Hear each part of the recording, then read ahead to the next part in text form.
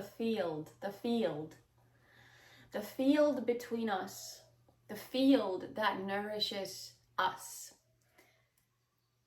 So I was at a festival in Sweden at this really cool place called Ängsbacka. I highly recommend anyone who's into Tantra or embodiment and movement and freedom of expression to go to Ängsbacka in Sweden, to one of their summer festivals especially. Super great. I went to the Tantra Festival, the Ecstatic Dance Festival, and to the Field Festival. I knew already going into it that this festival was not going to be like most festivals are. It was going to be unlike anything. It wasn't going to be like the Tantra Festival or certain other places and spaces I've been in, where it's a lot about improving the personal self, a lot about thinking about our personal self and all the things we can do for it to get better and things like that. And our stories and our narratives and our background, our childhood, everything, you know. This festival, the Field Festival, to me, this is my own personal experience of it, was more so about giving focus, attention, and awareness and having more curiosity about the interconnected web between all of us, the space that's here, right here. So it is more about like getting out of oneself, one's personal self, and being a lot more curious about this space here and feeling it and tuning into it, opening up our mind to tune into it. It was also though about, you know, a way to be grounded and to not feel overwhelmed. It was really important to actually be aware of my breath, as well as take moments throughout the day to simply feel the energy in the body, the sensation of energy in my hands, in my legs, in my spine. So it was about bringing it to sensations and breath in here, like, and using that as the anchor to be more grounded and present as we are tuning into the bigger, broader field. But it was never once about being caught up in my stories. Oh, what do they think of me? Do I look good today? Oh, I feel like I'm having a difficult time right now. Oh, it's so sad, everything, you know, whatever. It wasn't about that. This was about opening up to something that is here and that is, bless me, and that is always nourishing us and sustaining us. It was about the elephant in the room, which is this web, this interconnected web, this energy that is sustaining us. And to be curious about that as we are relating with other people, and to have that be the thing where we are relating from versus relating from our personal selves. And I want to share what I came to see and what I came to experience and discovered for myself when I did that. I discovered that we are like these chargeable, like we can charge ourselves up together. Like if you stand over there, and we can touch each other without physically touching, just by tuning in to our energetic aura and field. We can literally actually touch one another with our energy. And we can also together charge our bodies up with mana, with life force, by being present, moving in the space from presence, from pure presence. That means not being caught up in one's narrative and the personal self stories, because that's really kind of often a distraction from being in another more expanded reality. So what I discovered for myself is that as I met a man in a space where we were exploring and moving, we were going to stop and moving very slowly and with attunement. And when we felt their energetic field touching ours, we were supposed to stop. And that could be different distances for people, but some people have a very big auric field. And so me and this man stopped. He was probably, I mean, at least like 1 car away from me. He was 1 car away, distance, a little more than 1 car. And we stood there, and what started happening is that, first of all, I felt my feet getting more deeper anchored down into the earth.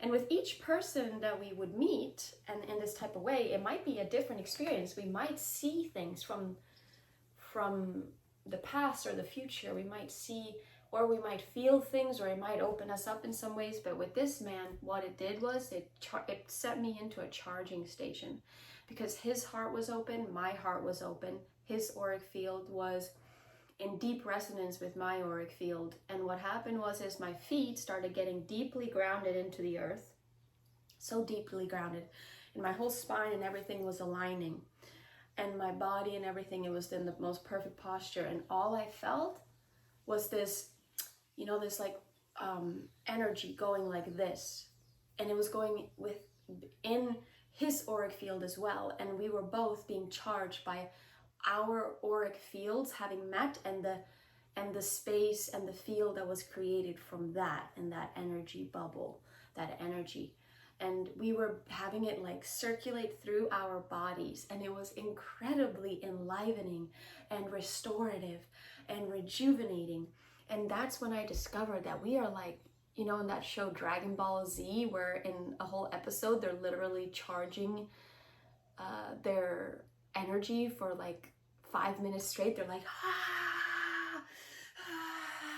like really building up their mana, their life force, their energy, because that's how they would fight. In Dragon Ball Z, they fought with energy. They didn't have to use their physical body at all. It was pure energy. And I discovered for myself that energy, and how we are like superheroes, superhuman, supernatural.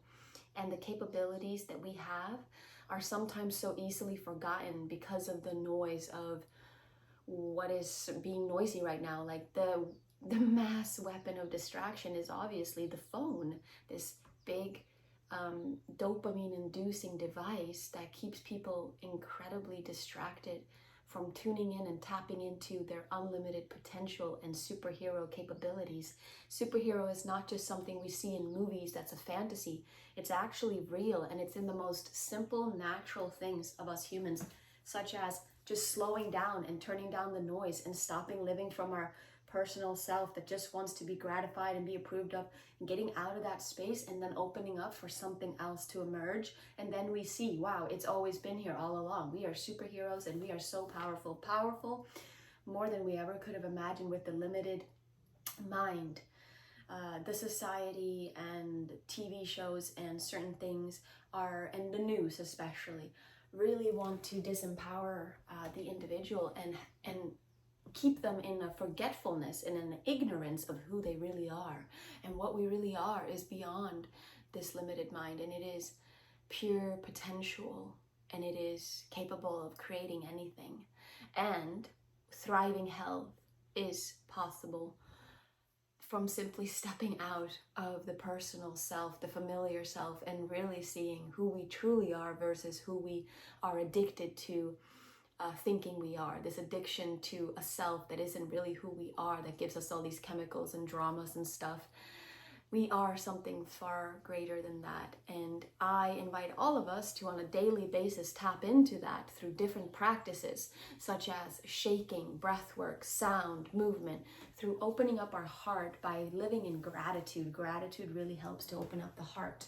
And these things, I don't say them. They're not just like fluffy woo-woo shit. This is some hardcore stuff. You want to actually be hardcore? Do the work. Choose love and light, and know that love and light is not just rainbows and unicorns. Love and light is hardcore.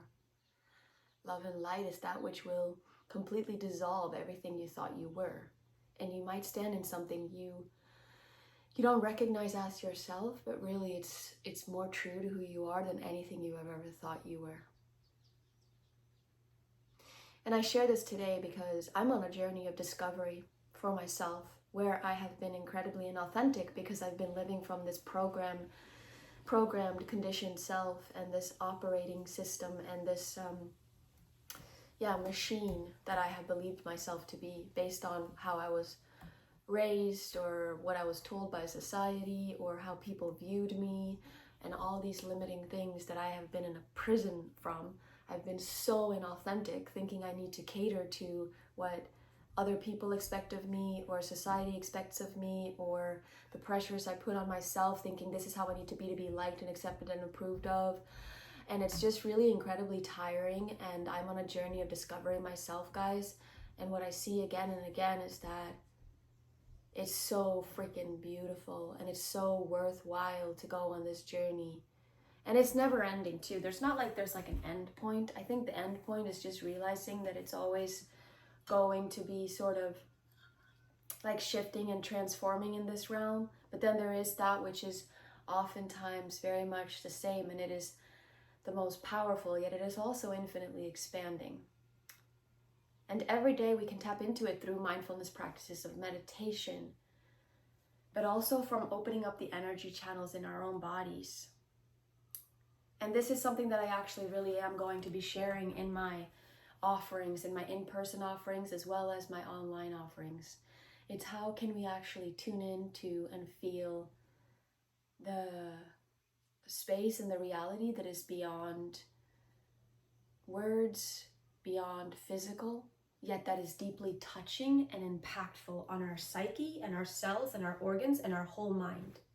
It can literally improve physical health by just tuning into this realm of energy and frequency more than we are caught up in the physical of like, oh, I need this supplement, I need that supplement. Not saying there's anything bad with supplements. I love supplements, but I'm saying sometimes there's too much attention given to the physical and realness given to this, as if this is like the thing that's the most real, when really there's something here that was here before I was born and that's here after I die, this thing, and that is who I am. And it is this energy that I choose to tap into more and more as I'm on my journey, because from this place I believe we can all create greatness for ourselves in our lives and empower ourselves and also inspire and support others to do the same. And there can be more love and harmony in our lives and for our families, and we can even maybe support our families. I have a big dream. I have a really big dream that I've denied for a long time, but my big dream is to be able to financially support my family and to be able to have enough money, more than enough money, to be able to support people that need it. And especially just to be able to support so I can like retire my dad, retire my mom, or at least bring so much good quality, high quality support for my sister, all these different things. And then also just in general, anyone, you know, just to want to have a dream of having a lot of financial stability and security is not egotistical. When money is in the hands of the right people, it will be used for greatness. When it's in the wrong people, it can be used for control and stuff like that. But we are never meant to make money the evil bad guy, okay? Money is frequency, okay? It's a frequency, and the universe operates on the laws of energy and frequency. And that's my message with this video, is that we are energy and frequency, and the more we open our hearts through our daily gratitude practices, the more we can tap into it, and we can actually really truly touch each other with our frequency and our energy alone. That is what is real. And can you feel it? Can you feel it? Can you feel it right now? That's the question. Are you open to feeling it?